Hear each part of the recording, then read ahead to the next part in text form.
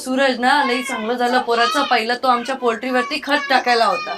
पण आता मला तुम्हाला विचारायचंय की तेव्हाचा सूरज जो खत टाकायचा आणि खूप मेहनत करायचा, थोडेफार पैसे कमवायचा, आणि आता फेमस झालेला सूरज आणि ज्याच्याकडे सगळं आहे, ते तुम्हाला कसं वाटतं? तो हाय असाच आहे, बदललेला काहीच नाही. किती पैसे येऊ द्या, तो पहिला पण आहे ना, एवढं काम करायचं ना, कधी रुपया नव्हता मोडत. एवढं काम करायचं तरी ना पैसे आणून द्यायचा, आणि आपल्याला फक्त 100 रुपये ठेवायचे.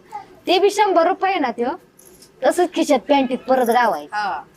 खायला गावलं होत नव्हता, आणि तो अजून बी तसाच आहे. पैसे अजून बी त्याच्या 1 रुपया खिशात स्वतः आहे मी असं. खर्चत नाही माझ्या जीवात.